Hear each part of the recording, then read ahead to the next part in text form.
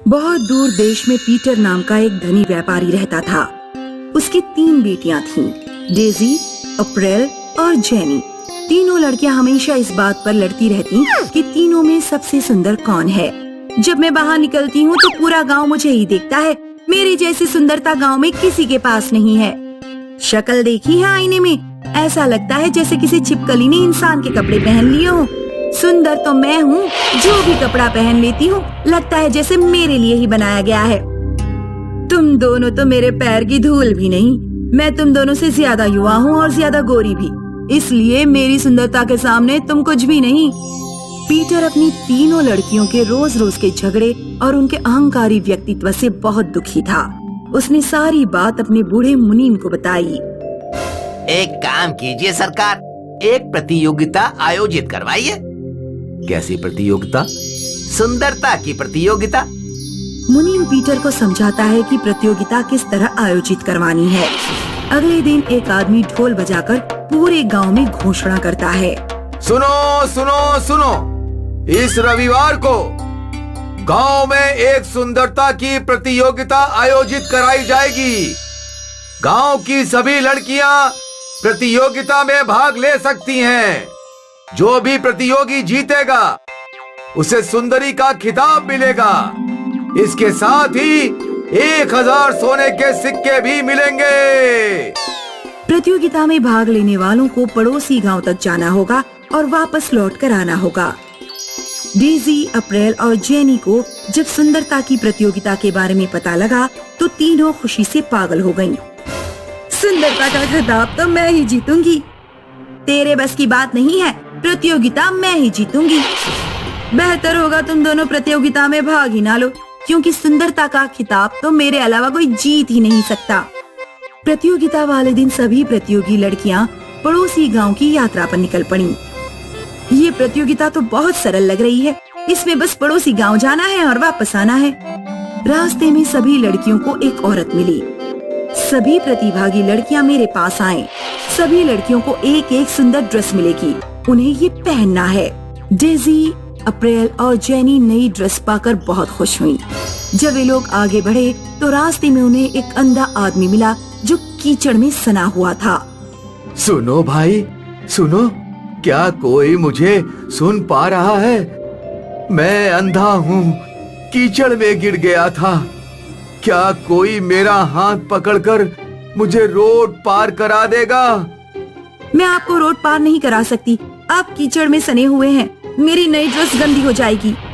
Daisy, अप्रैल और jenny तीनों ही dress गंदी होने के डर से अंधे आदमी को रोड पार नहीं कराती। जब वे थोड़ा आगे बढ़ती हैं तो उन्हें एक आदमी मिलता है। आदमी मिठाई बांट रहा था। सभी प्रतिभागी यहाँ आए और अपनी मनपसंद स्वादिष्ट मिठाई ले जाएं। ये मिठाई आपको रास्ते में चलते चलते ही खाना है। बहुत भूख लग रही है, अच्छा हुआ कुछ अच्छा खाने को मिला। खूब ढेर सारी मिठाई ले लेनी चाहिए, पता नहीं बाद में कुछ खाने को मिले या नहीं। अप्रैल, डेजी और जेनी तीनों अपनी मनपसंद मिठाई ले लेती हैं और खाते हुए आगे बढ़ती हैं। रास्ते में उन्हें एक भिखारी मिलता है। बिटिया, क्या कुछ खाने को दे दो, बड़ी जोर की भूख लगी है। 7 दिनों से कुछ नहीं खाया है। मैंने भी तो कुछ नहीं खाया है। इतनी बढ़िया मिठाई मैं किसी दूसरे को नहीं दे सकती। पता नहीं कहां कहां से चले आते हैं। अप्रैल, डेजी और जेनी तीनों ने अपनी मिठाई पेट भर कर खाई और भिखारी को कुछ भी नहीं दिया। कुछ देर बाद सभी प्रतिभागी पड़ोसी गांव पहुँचे।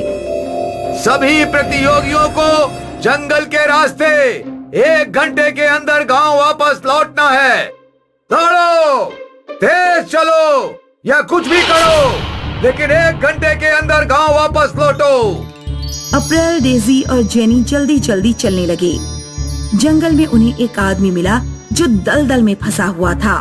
कोई मेरी मदद करो, मैं दलदल में धंसा जा रहा हूँ। मुझे बाहर निकालने में सहायता करो। अगर मैंने इस आदमी की मदद की तो मैं गांव देर से पहुंचूंगी और प्रतियोगिता हार जाऊंगी। डेजी और जेनी भी ऐसे ही सोचते हैं। उनमें से किसी ने उस आदमी को नहीं बचाया। वे तीनों तेजी से आगे बढ़ गईं। अप्रैल, डेजी और जेनी सहित सभी प्रतिभागी लड़कियां 1 घंटे के अंदर ही गांव पहुंच गयीं। सिर्फ एक लड़की जिसका नाम मैगलीन था देर से गांव पहुंची।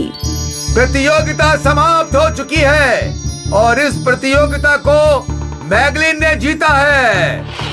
मैगलीन ही गांव की सबसे सुंदर लड़की है। अप्रैल, डेजी और जेनी को मैगलीन के जीतने पर बहुत आश्चर्य हुआ। तीनों रोती हुई अपने घर पहुंची। क्या हुआ बेटियों, क्यों रो रही हो? पिताजी, हम तीनों में से किसी ने भी सुंदरता का खिताब नहीं जीता। वो साधारण सी दिखने वाली मैगलीन सबसे सुंदर कैसे हो सकती है? बेटियों, सुंदरता चेहरे पर नहीं बल्कि हमारे चरित्र में होती है। चरित्र से मेरा मतलब है कि हमारे मूल्य कैसे हैं। तुम तीनों ने अपने कपड़े गंदे होने के डर से उस अंधे आदमी को रोड पार नहीं कराया, लेकिन मैगलीन ने अपने कपड़ों की चिंता किए बिना उस आदमी को रोड पार कराया। तुम तीनों को केवल अपनी भूख की फिक्र थी। तुमने भिखारी को कुछ भी नहीं दिया, जबकि मैगलीन ने अपनी सारी मिठाई उस भिखारी को दे दी। तुम तीनों ने जंगल में दलदल में डूबते उस आदमी को भी नहीं बचाया, क्योंकि तुम सब में प्रतियोगिता जीतने का भूत सवार था, जबकि मैगलीन ने प्रतियोगिता जीतने की परवाह किए बिना उस आदमी की जान बचाई। मैगलीन का चरित्र सुंदर था, उसके मूल्य सुंदर थे, इसलिए उसे सुंदरता का खिताब दिया गया। उस दिन अप्रैल, डेजी और जेनी को अपने ऊपर बहुत शर्म आई और उन तीनों ने झगड़ा करना बंद कर दिया। राशिका की जन्म से ही नाक नहीं थी, लेकिन यह बात उसके परिवार के अलावा और किसी को पता नहीं थी। राशिका के माता पिता उसकी शादी को लेकर बहुत चिंतित रहते थे। इस लड़की ने भगवान का क्या बिगाड़ा था जो इसकी नाक ही नहीं है? अब इसकी शादी कैसे होगी? माँ, इसके लिए कोई नक कटा लड़का ही ढूंढना पड़ेगा। शादी की कोई चिंता नहीं है। राम स्वरूप अपने लड़के की शादी करना चाहता है। उसे बस 5 लाख चाहिए। लड़की कैसी भी हो शादी कर लेगा। और उनके लड़के ने कोई कमी निकाली तो? उनका लड़का अपने पिता से बहुत डरता है। उसकी अपने पिता की मर्जी के आगे कुछ हिम्मत नहीं है। एक बार शादी हो गई तो हो गई। अगले दिन राम स्वरूप अपने लड़के के साथ राशिका के घर आया। राशिका ने अपना पूरा मुंह ढक रखा था। भाई साहब, 5 लाख रुपए दे रहे हैं तो रिश्ता पक्का समझो। मुझे अभी 5 लाख की बहुत सख्त जरूरत है, इसलिए मैं अपने लड़के की शादी कर रहा हूँ। पिताजी, मैं एक बार लड़की का चेहरा देखना चाहता हूँ। तेरा दिमाग ठीक नहीं है क्या? तुझे दिख नहीं रहा कि लड़की बहुत शर्मीली है और हमें ऐसी ही सीधी साधी शर्मीली लड़की चाहिए। मेरी शादी हुई थी तो मैंने भी तेरी माँ को देखा नहीं था। राशिका की राम स्वरूप के लड़के रमन से शादी हो जाती है। राशिका अपने ससुराल में हमेशा घूंघट डाले रहती। रमन जब भी उसका घूंघट हटाना चाहता तो वह किसी न किसी काम के बहाने उठकर चली जाती। रशिका, आज घर में कोई नहीं है। आज तो अपना चेहरा दिखा दो। अब पिताजी ज्यादा दूर नहीं गए हैं, यहीं पास की दुकान पर गए हुए हैं। अगर उन्होंने मुझे बिना घूंघट के देख लिया तो बहुत डांटेंगे। राशिका जब कुएं पर पानी भरने जाती तो गांव की औरतें उसे टोकती। बहू, तुझे इस गांव में आए कितने दिन हो गए हैं, आज तक किसी ने तेरा चेहरा नहीं देखा। इतना भी क्या शर्माना? वो बहू हूँ, खुला मुंह लेकर थोड़े ना घूमूंगी। मेरे माता पिता ने मुझे बेशर्मों की तरह घूमना नहीं सिखाया। गांव के लोग रमन को चिढ़ाते। अरे रमन भैया, इस जन्म में अपनी बहू का चेहरा देख पाओगे या नहीं देख पाओगे? भाई, मुझे तो लगता है कि दाल में कुछ काला है, तभी तो बहू अपना चेहरा नहीं दिखाती, वरना इतने दिनों तक कोई अपना चेहरा क्यों छुपा कर रखेगा? गांव वालों की बातें सुनकर रमन को भी शक होने लगा। आज मैं घर जाकर रशिका का घूंघट उठाकर ही रहूंगा। रमन उस रात सोने का नाटक करता है, लेकिन सोता नहीं है। जब उसने देखा कि राशिका गहरी नींद में सो गई है, तो रमन ने राशिका का घूंघट हटाया। रमन के पैरों तले जमीन खिसक गई। अरे, इसकी तो नाक ही नहीं है। इसके घर वालों ने मुझे धोखा दिया। रमन अगले दिन सारी बात अपने पिताजी को बताता है।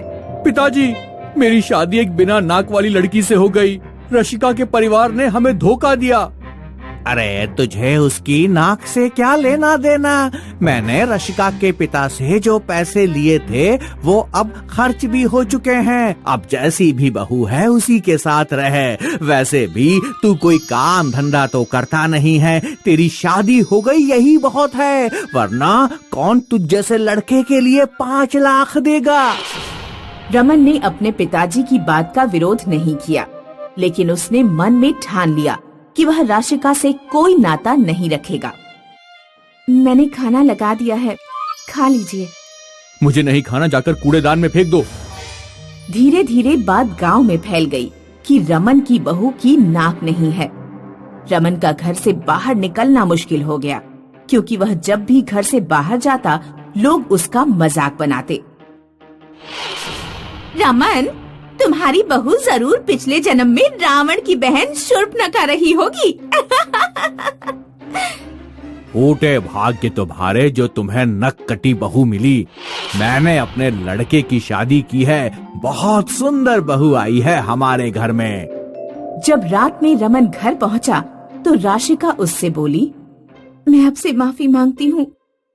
मेरी नाक नहीं है, लेकिन मुझे नौकर की तरह अपने घर रख लो। मैं आपकी पूरी सेवा करूंगी। मुझे 2 वक्त का खाना दे देना।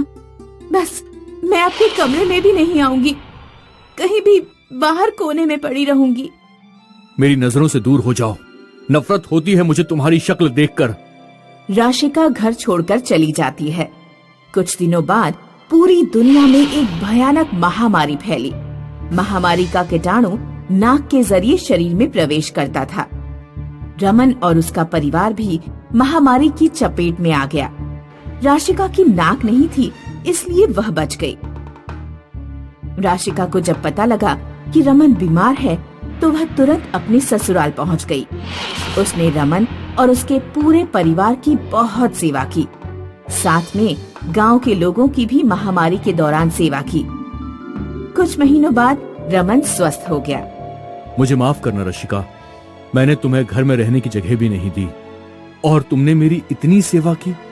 माफी तो मुझे और मेरे घर वालों को मांगनी चाहिए, क्योंकि मैंने अपना चेहरा दिखाए बिना ही आपसे शादी कर ली। गांव के सरपंच राशिका को पुरस्कृत करते हैं, क्योंकि उसने महामारी के दौरान लोगों की मदद की थी। रमन अब राशिका के साथ खुशी खुशी रहने लगा, क्योंकि वह समझ गया कि जो भी होता है अच्छे के लिए ही होता है। अगर बाकी लोगों की तरह राशिका की भी नाक होती तो वह भी बीमार पड़ जाती और उसकी देखभाल करने के लिए कोई नहीं होता।